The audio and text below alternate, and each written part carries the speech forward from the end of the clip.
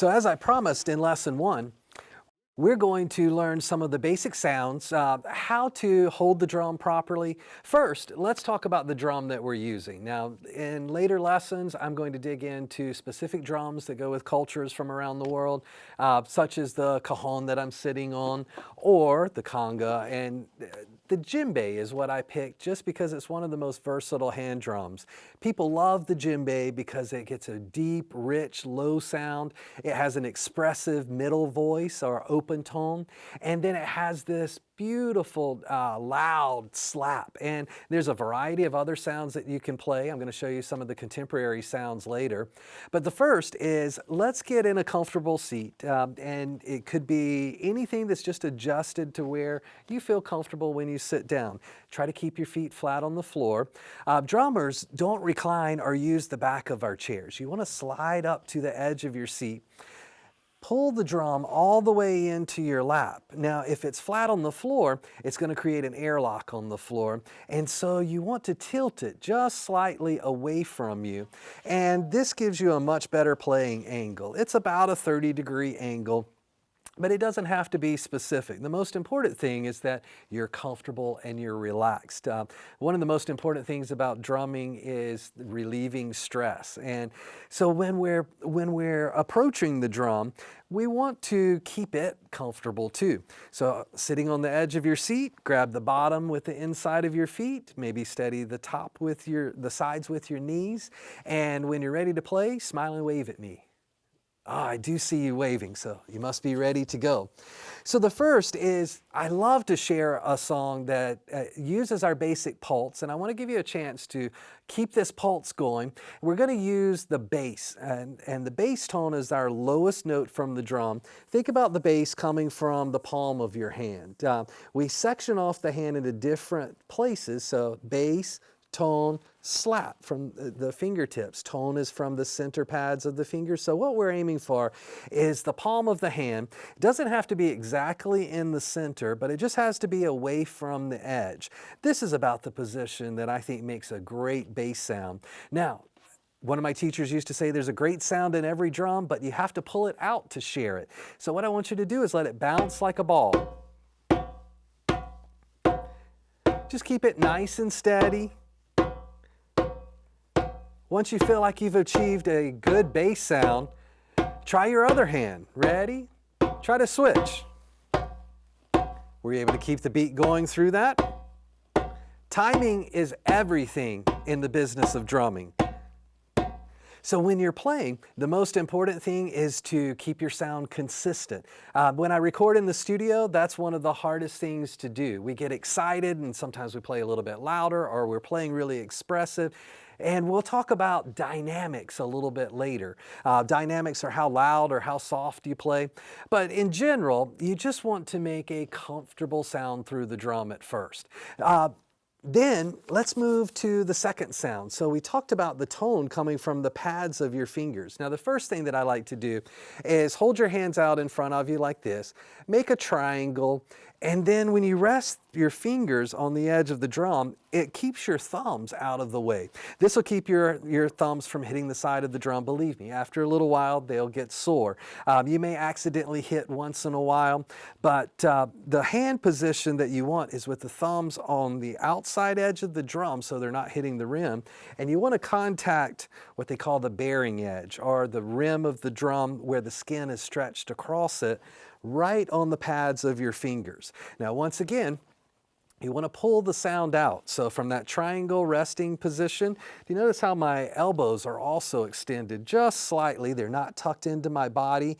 That makes it hard to really get to playing. So I'm relaxed at my shoulders, I'm relaxed at the elbows, and then I want to pull my hands up. So when I play, I'm going to try to return to this position every time. So I think about contacting the drum and returning to that high position. Contacting and pulling the sound out.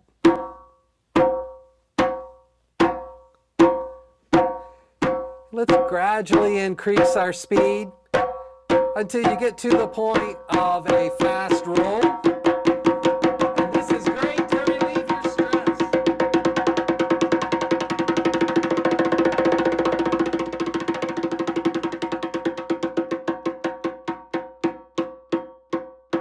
Now, you may not be able to go as fast as I did at first. Each day, try to get a little bit faster. Every time you practice, try to increase your speed, but don't sacrifice tone. If you notice that your hands sound uneven, then focus on the other hand a little bit more. I'm right-handed, and if I focus or just put my attention toward my left hand, it makes those sounds a little bit not necessarily balanced, but I actually try to play a little bit harder with my left to equal it out. So you'll find this natural balance between your hands, and these rolls are great for that. We won't spend too much time on the slap today, but the slap comes from the fingertips. If the tone kept our fingers together and focused from this part of the fingers, the slap relaxes the fingers. I do rest the back of my palm on the edge of the drum. I'm not hitting there, or you could actually hurt your hand or your wrist. And so when I do that resting position, what happens in slow motion is my fingers whip over and just my fingertips. I'm skipping over the place we were playing the tone on the drum.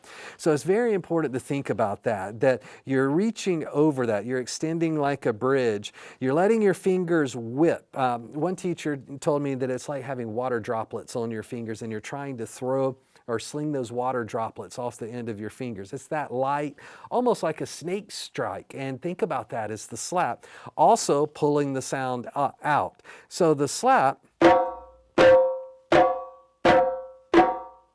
very relaxed.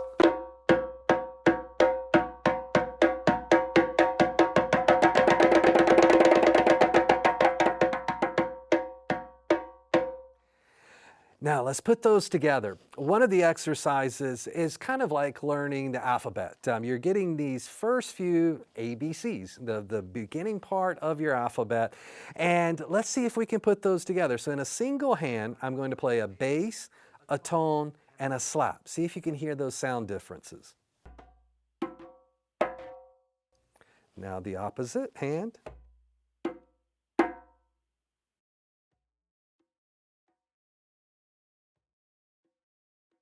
Now musically, I'm adding a rest in between each hand phrase. So when I play this, it gives me a little bit of time to think, how did I make the sound? Was it a good sound? Could I hear the difference in between my tones and slaps? Those are the hardest ones that you'll need to spend a little bit more time working on. The bass is pretty easy as long as you aim toward the center of the drum. But the difference between the tones and slaps are so subtle. And when you hear somebody really going to town on a hand drum, that's the expressive part that many people use in their solos, and that's the part that grabs our attention. So when I start to mix these patterns up, I may do things that later on become solo techniques. I'll keep it going, but this time I'm going to do 2 basses, 2 tones, 2 slaps, and then I'm going to add 2 tones. So it creates kind of a plateau practice, and it puts us in more of a duple pulse, or it keeps us in more of a popular rhythm. So I'm going to go bass, bass, tone, tone, slap, slap, tone, tone.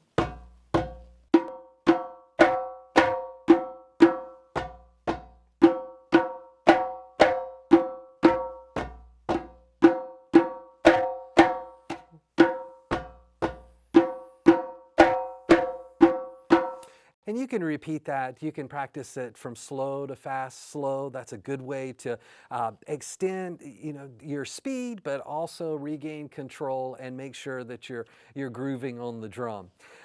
There's a lot that we can talk about using a variety of strokes, but we'll get into some of the advanced strokes a little bit later. What I want to encourage you to do is think about a pulse. Maybe even put on your favorite tune, your favorite drummer, and jam along. Think about a very simple rhythm. Let's start with something just using these tones and our bass tones and slaps. You don't have to use them all. In fact, let's make it a little bit simple. For our first jam, let's just use the basses and the tones and set up one of the most popular 5-note rhythms in the world. Let's go bass, bass, tone, tone, tone. That way it can create a little rhythmic variety here. Make sure that you feel that pulse. Then we play bass, bass, tone, tone, tone, bass, bass, tone, tone, tone,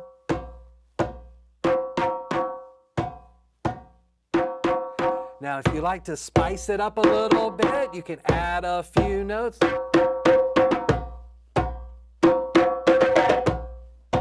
Keep your rhythms going.